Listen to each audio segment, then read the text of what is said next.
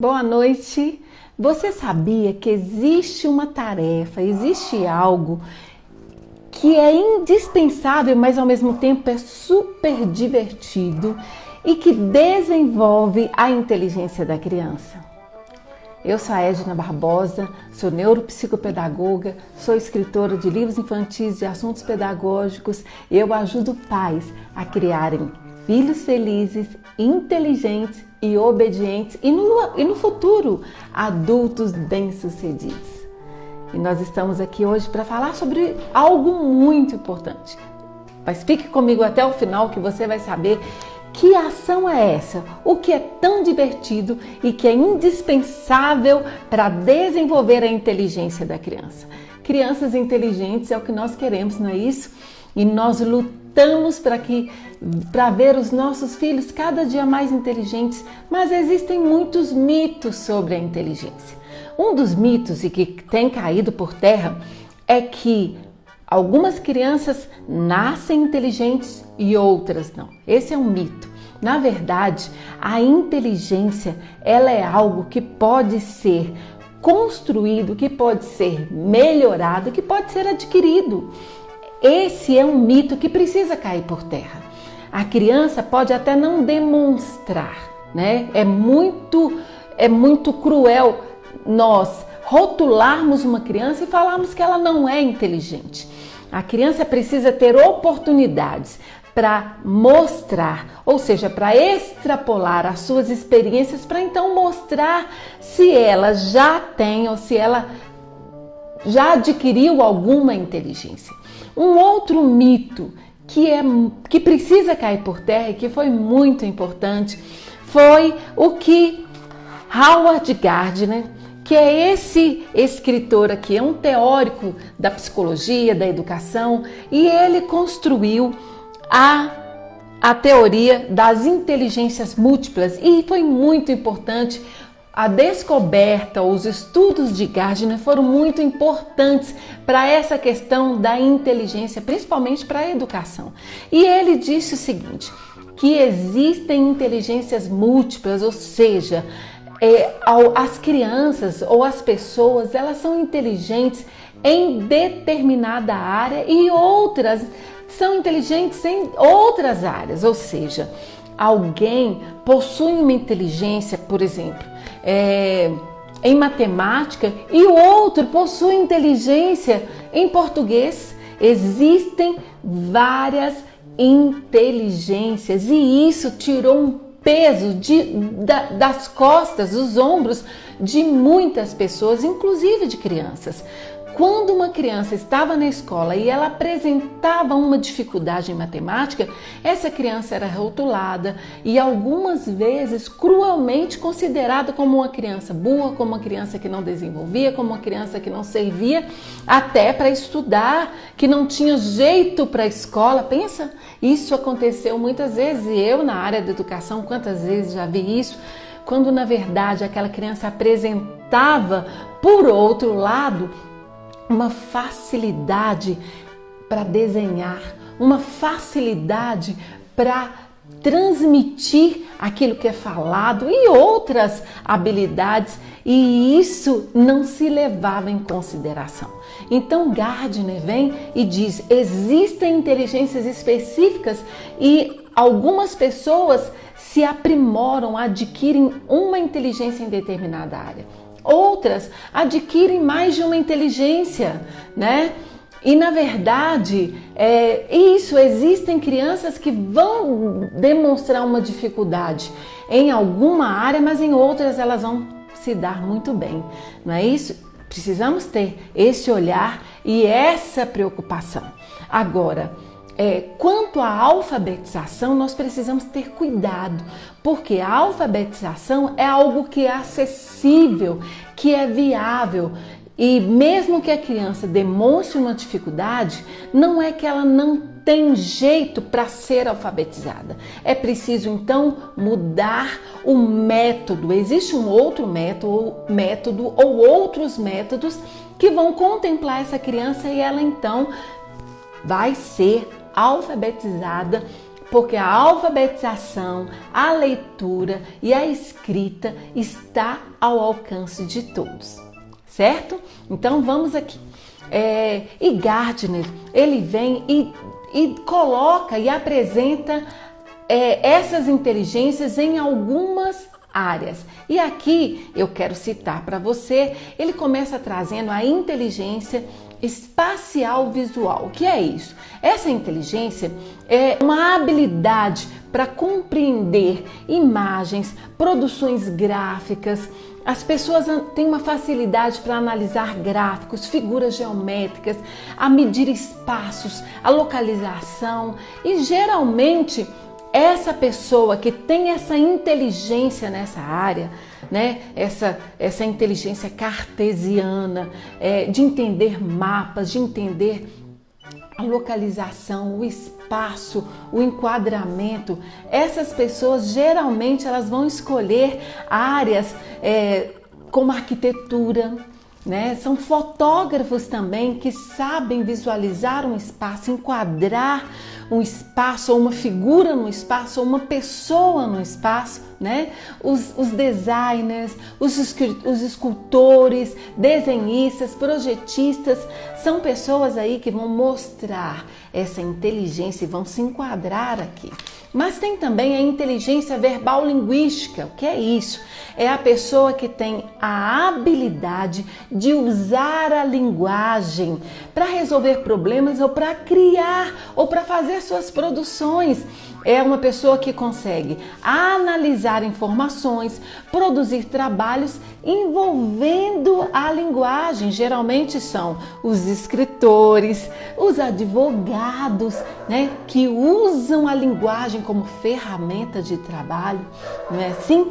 E que se expressam tão bem, os poetas, os jornalistas, os redatores, relações públicas, são pessoas que vão mostrar uma inteligência numa área específica da linguagem verbal. E tem também a inteligência interpessoal e a inteligência intrapessoal. São duas inteligências específicas. Mas por que eu quero falar das duas juntas?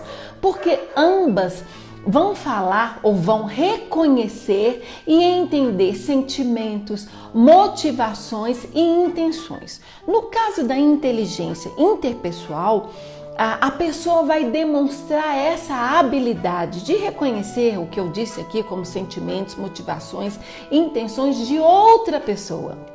Ela sabe analisar, ela sabe entender a outra pessoa. É uma pessoa que tem uma empatia indescritível. Ela tem essa facilidade de entender o que o outro está sentindo e de socorrer o outro naquele momento de dor ou no momento de tristeza. Essa inteligência interpessoal, a pessoa que tem essa inteligência vai expressar aquilo que o outro está sentindo com muita facilidade.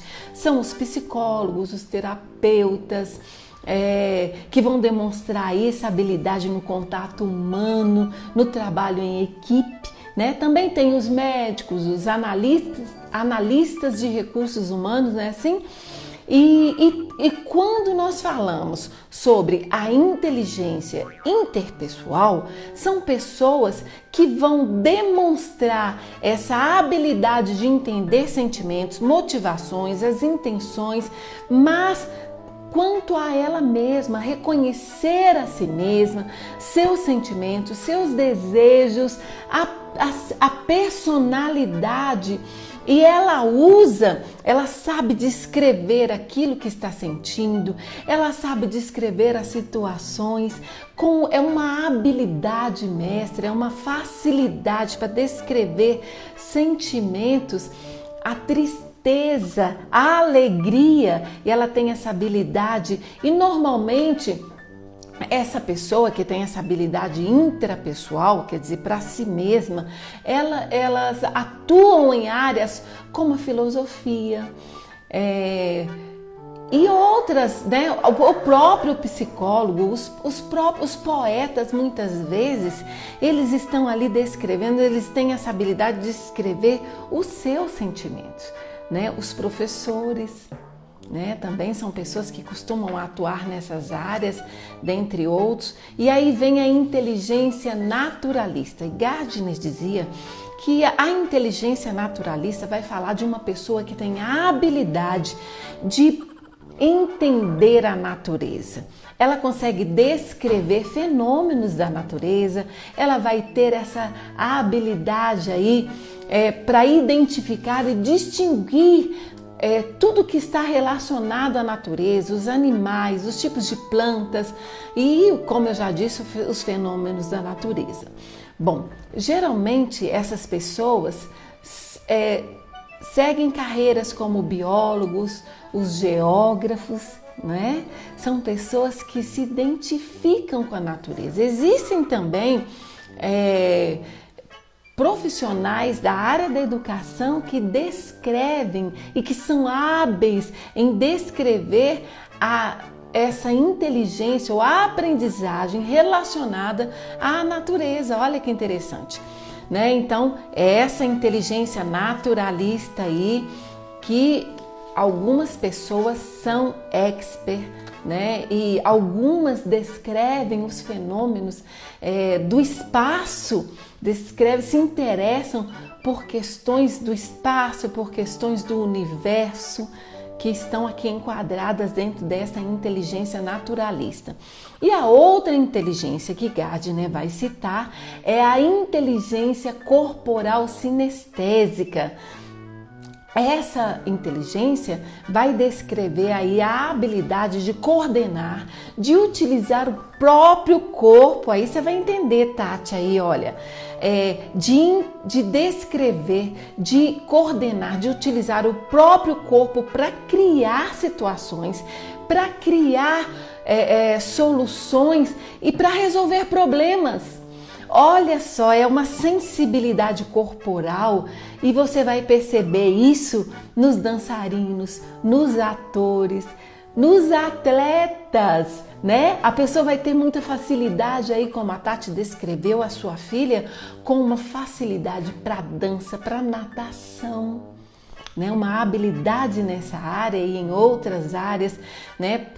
E essa inteligência corporal sinestésica vai destacar aí né, os esportistas, as pessoas que se interessam por os jogadores. Eles precisam ter uma inteligência aí para simular as jogadas, para fazer com que a bola chegue até no atacante ou para atacar mesmo, né? Para ser um atacante, tudo ali tem uma inteligência, né? Para fazer ali também as competições, para dominar as competições. E aí o Gardner vem trazer também uma outra inteligência. Você acha aí que seu filho só tem que entender aí de matemática? Não, existe uma inteligência musical. A pessoa tem uma sensibilidade para produzir e para distinguir diferentes sons, para distinguir e para criar acordes, para coordenar os acordes, para criar composições, né? E também para entender tempos musicais, relacionar os tempos às músicas, as culturas, relacionar a cultura à música. E aí a gente vai ver não só os músicos, não só a pessoa que tem inteligência para tocar instrumentos, para organizar acordes e criar músicas e compor músicas, né, como os compositores, mas também existem os produtores musicais que conseguem coordenar e avaliar um cantor e situar esse cantor num espaço musical, num tempo da música e consegue colocá-lo numa situação de sucesso dentro da música que, né, de acordo com a música que ele canta, de acordo com aquele tempo, e ele sabe avaliar se aquele cantor vai ter sucesso naquele tempo ou para aquele público ou não. Olha, isso é uma inteligência musical. Existem os DJs, né? Existem aí os rappers que conseguem criar e a música consegue criar a poesia e colocar música e ritmo naquela poesia, né? E olha, existem inteligências musicais, pessoas que têm habilidade com a música que são incríveis. E a gente vai entender que não é porque talvez essa pessoa não entenda de matemática lá na escola que ele não seja inteligente. Porque agora nós estamos aqui desmitificando, jogando por terra mitos de que dizem que o inteligente é só aquele que vai para a escola e se dá bem nos conteúdos escolares, em alguns conteúdos escolares, né? E aí a gente vai ver aqui outra inteligência, que é a inteligência lógico-matemática. Aí sim, né? É aquela pessoa, aquela criança que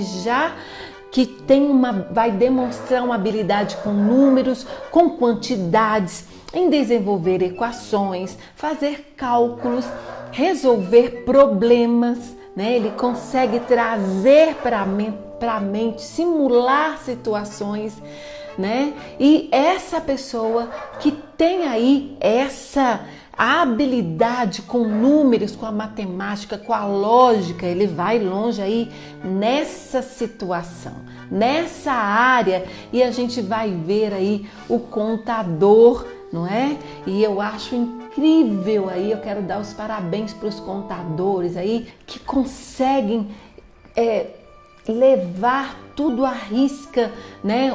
Não só os números, mas situar todos esses números aí, né? Essa lógica matemática aí das empresas, de cálculos de entrada, de saída, e manter tudo isso organizado. A escrituração de uma empresa organizada, isso precisa ter realmente uma habilidade lógico-matemática para isso, né? E às vezes a gente fica assim, meu Deus, como isso é difícil, e eles têm essa habilidade, essa inteligência lógico-matemática aí. Então são os contadores, os engenheiros, que além, né, daquela primeira inteligência lá que eu falei, espacial, visual, também tem esse domínio nos números. Tem os analistas, os cientistas, tem os construtores. Então, olha só, como é importante a gente entender isso, que existem inteligências múltiplas e que muitas vezes um erro que muitos pais cometem é de rotular uma criança porque ele não demonstra uma facilidade, uma habilidade aí em escrever textos grandes, ou às vezes de gostar tanto da matemática, ou de resolver tantos problemas e tantas equações, quando você precisa, na verdade, descobrir qual a habilidade do meu filho. Não que ele não tenha que aprender ou que resolver problemas matemáticos ou equações, pelo contrário, nós precisamos estimular, mas a gente não pode correr o risco agora de rotular essa criança e dizer que ele não tem jeito para matemática. O que a gente precisa é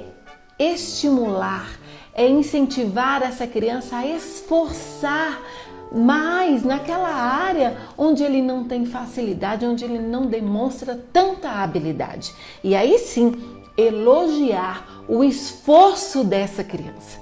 Olha só como nós erramos no elogio, porque geralmente nós elogiamos essa criança e dizemos: meu filho é muito inteligente. Você dá ali qualquer conta para ele, ele sabe resolver, ele sabe se sair bem nas contas da matemática, ou ele escreve textos, ele pode ser um escritor. Meu filho é muito inteligente, mas ele é uma negação na geografia, na história ou em outras áreas. Não, você não pode dizer isso para ele. Estimule sim. Que bom que você se dá tão bem na matemática ou se dá tão bem em português, mas você, por ter tantas habilidades, também pode ser melhor, ou pode aprender mais, ou pode adquirir habilidades nessas áreas onde você tem aí essas dificuldades através do seu esforço. E valorize, estimule, elogie o esforço da criança. A criança não pode ser rotulada somente naquela habilidade ou naquela facilidade que ela tem. Sabe por quê?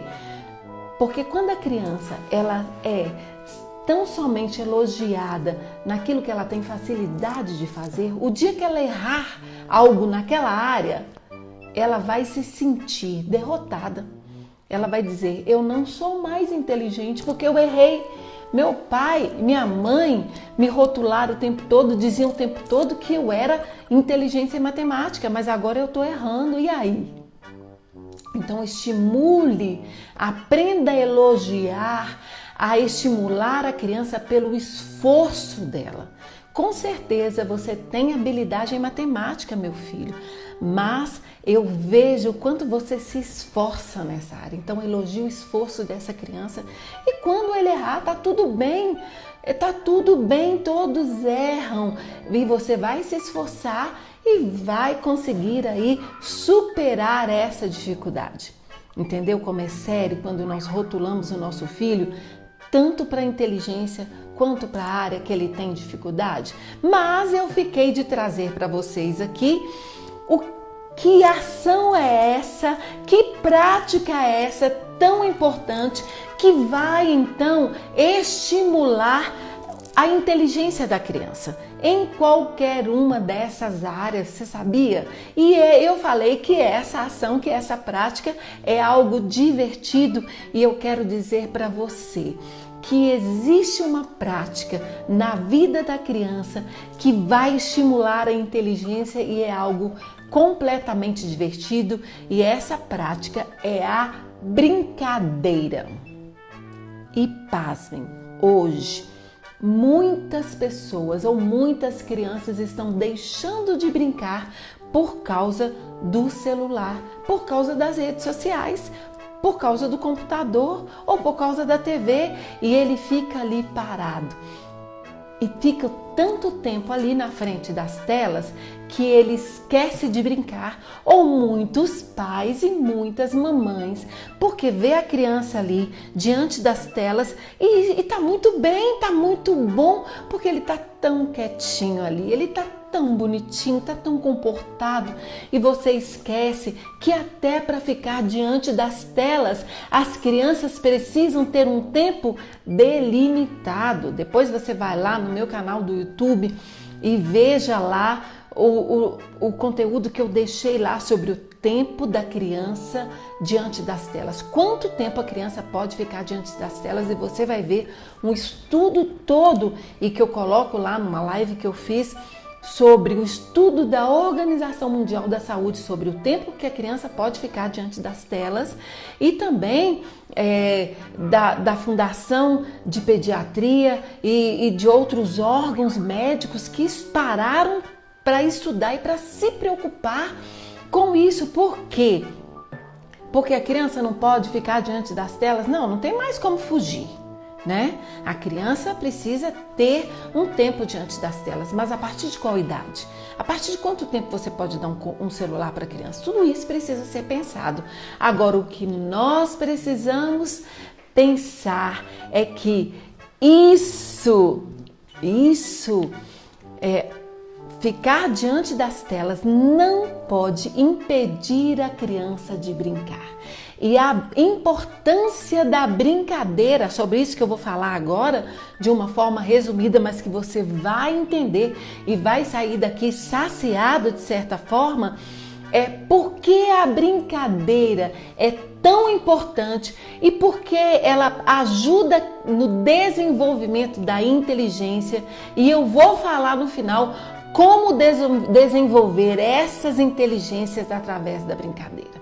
E olha só, primeiro, porque a brincadeira, ela proporciona o desenvolvimento do próprio corpo. Entendeu por que a criança não pode ficar o dia inteiro ou várias horas diante das telas? Porque a brincadeira promove um desenvolvimento neuromotor. A criança, ela tem a necessidade de passar por experiências que permitem extrapolar o movimento, porque na verdade todo movimento ele começa aqui no cérebro da criança. A criança planeja o movimento. A criança, quando começa a engatinhar, ela planeja no cérebro dela como ela vai fazer para ela então firmar sobre os braços e sobre os joelhos, para ela então ter esse movimento de sair, de movimentar do lugar onde ela está. Para se levantar também isso acontece. Ou seja, há uma inteligência, uma habilidade sendo estimulada e sendo desenvolvida. E quando os pais estimulam essa ação, eles estão contribuindo para esse desenvolvimento. Então, olha só, primeiro, por que a brincadeira desenvolve aí a inteligência? Porque ela promove o desenvolvimento do corpo da criança. Então, quanto mais a criança fica parada diante das telas, menos ela desenvolve aí os seus movimentos, o seu corpo. Já existem estudos, inclusive de médicos aqui do nosso estado, que dizem que em menos de 10 anos, a maioria das nossas crianças vão ter problema de astigmatismo. Sabe por quê? Porque as crianças, ficando muito tempo fixas diante da tela, eu estou falando aqui, mas também há uma tela aqui, essas crianças, elas param de desenvolver alguns movimentos que vão fazer com que o olho, né, que desenvolve o nervo ocular, há músculos nessa região que precisam ser movimentados e a criança não está fazendo esse movimento. E a criança brincando de bola, correndo, brincando de pique-esconde, brincando de roda e outras brincadeiras que promovem esse movimento, que vão aí estimular e desenvolver aí o corpo da criança, a musculatura e etc. Então, olha só, existe também porque a brincadeira é importante aí no desenvolvimento da inteligência. A segunda razão é porque ela promove o desenvolvimento do cérebro. Eu já falei um pouquinho aqui, né? Que a criança, ela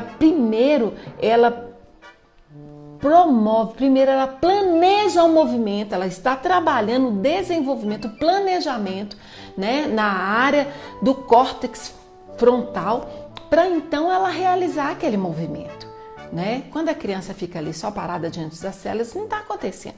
Então, a brincadeira promove ou estimula o desenvolvimento do cérebro. Então vamos lá?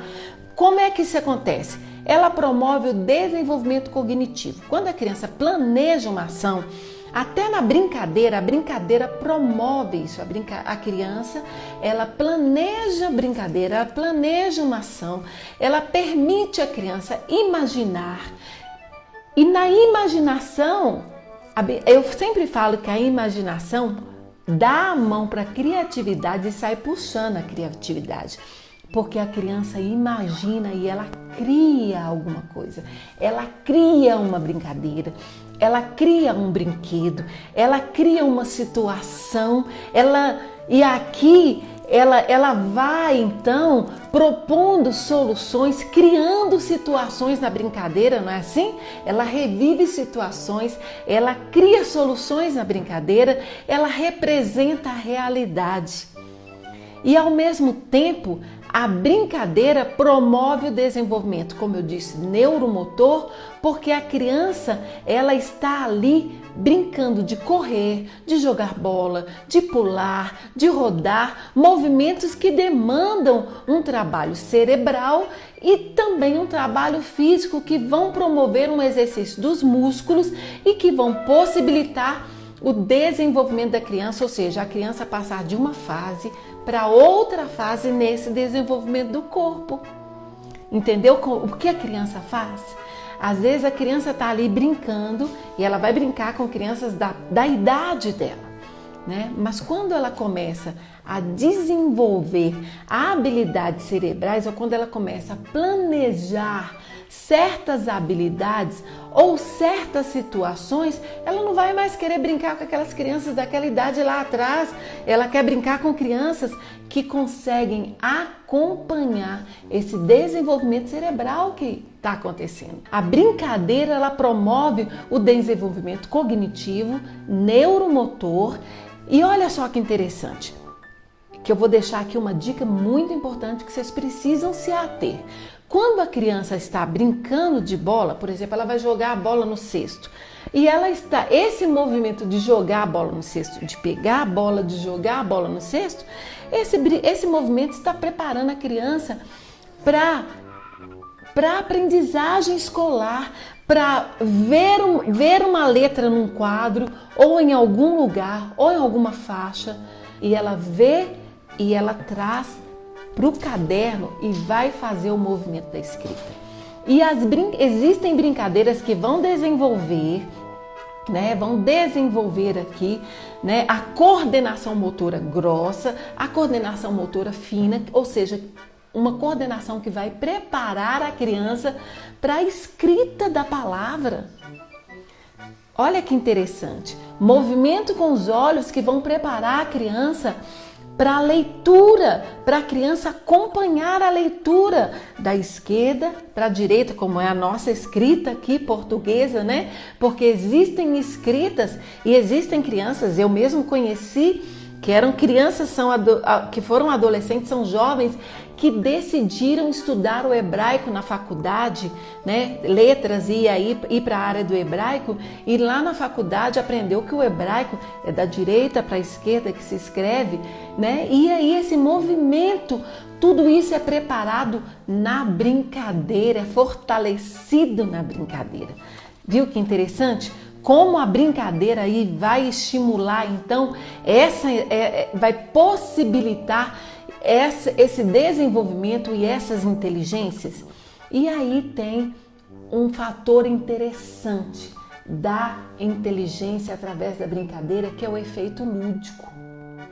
O efeito lúdico é o efeito que traz prazer, ou seja, é muito mais fácil a criança aprender quando tem prazer, quando tem emoção na aprendizagem.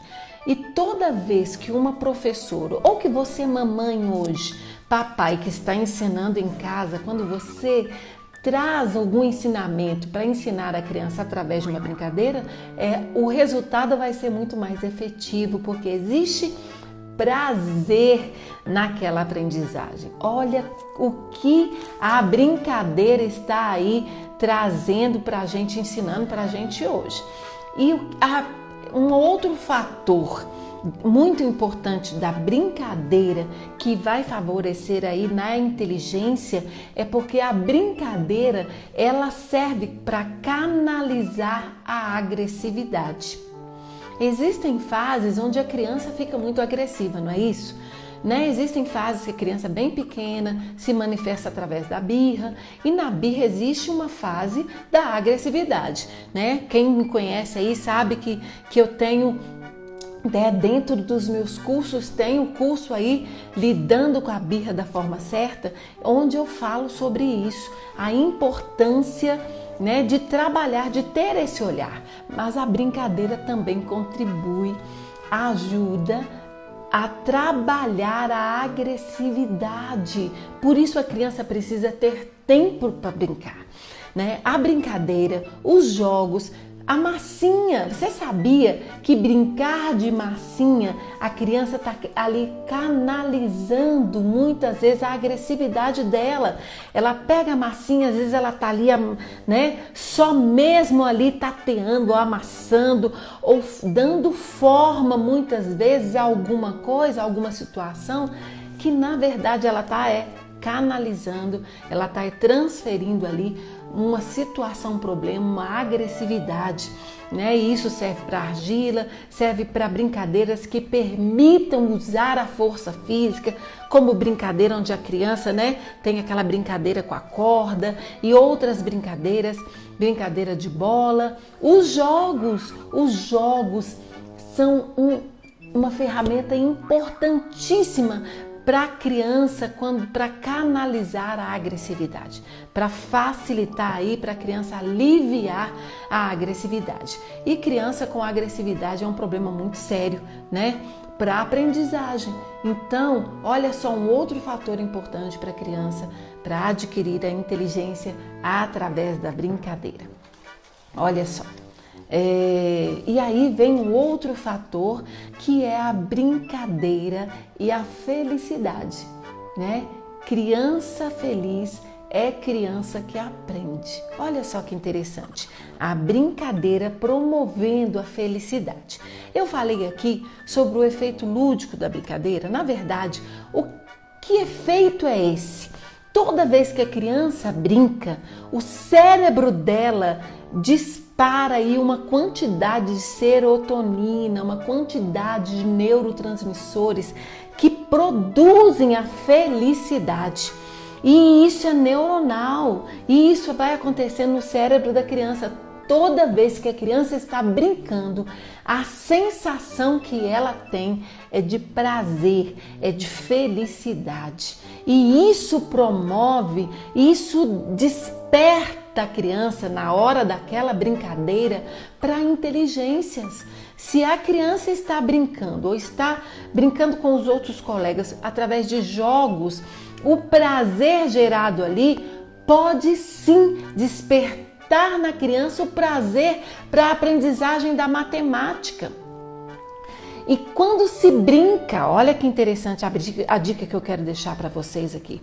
Quando a criança brinca com a mamãe, quando a criança brinca com os pais, quando a criança brinca com os irmãos, ali acontece um afeto muito grande, acontece um fortalecimento dos vínculos. Por quê? Por causa desse efeito de prazer que a brincadeira traz. Então, olha só que interessante. E aí, como é que eu vou provar isso para você? Quando você se lembra da sua infância, dos seus amigos de infância, por que você se lembra deles? Porque eram amigos que você brincava com eles. Talvez você nem se lembre tanto das brincadeiras, mas você se lembra do amigo e você tem uma sensação de prazer, de afeto quando você se lembra desse amigo, não é assim? Por causa da brincadeira, por causa do efeito lúdico. Efeito lúdico é efeito prazeroso que a brincadeira traz. E por isso desperta a inteligência. Agora, pensa só, eu vou citar aqui rapidinho, de uma forma simples. Eu até deixei anotado aqui mesmo, porque eu esperava que talvez que isso fosse acontecer. E olha só que interessante. A inteligência espacial visual, eu coloquei aqui que é interessante a criança brincar de casinha. Aí algumas pessoas dizem assim, mas o menino não vai brincar de casinha, por que não? Eu brincava de casinha com meus irmãos e eu lembro que muitas vezes eu dava a boneca para o meu irmão e falava assim, segura a boneca aí, porque a mamãe vai no mercado, e o papai tinha que ficar lá segurando a boneca, cuidando da boneca, né? E às vezes ele tinha que cuidar da casa ou fazer a comidinha, porque a mamãe tinha que ir ao mercado ou tinha que levar a criança ao médico e ia demorar. Não é assim? A criança na brincadeira, ela simula a realidade, ela representa a vida, ela vai representar aquilo que ela vê os pais fazerem e às vezes que está acontecendo na escola. Então observe a brincadeira da criança.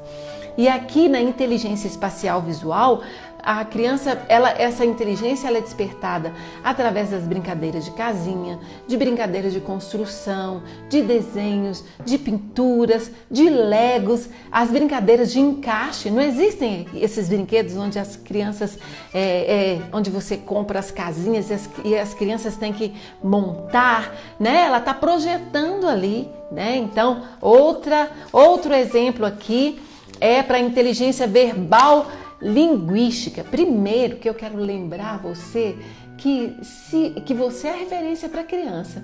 Se a criança não vê você lendo, ela vai ter uma dificuldade muito grande de ler. Então comece a ler, contar história para a criança. E para mim, né, eu tenho um curso sobre isso, um método CCH, Criando com Histórias, onde eu falo isso, que a contação de histórias, ela pode ser uma brincadeira e para a criança ela vai ter o mesmo efeito de uma brincadeira. Então, como despertar aí essa inteligência linguística, verbal linguística? Colocando a criança para dar recados, né? E aí você pode criar um recado nas brincadeiras mesmo, e a criança tem que reproduzir esse recado. Aquela brincadeira da mentira, não existe uma brincadeira que você vai contando e o outro tem que contar para o outro, e tem que contar para o outro. Você está estimulando ali uma habilidade verbal linguística.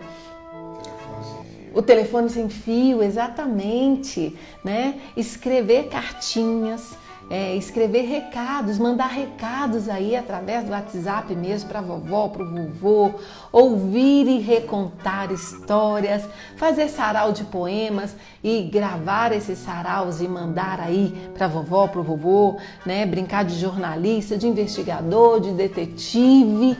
E aí vem a inteligência interpessoal e intrapessoal, brincar de adivinhas. Por que brincar de adivinhas?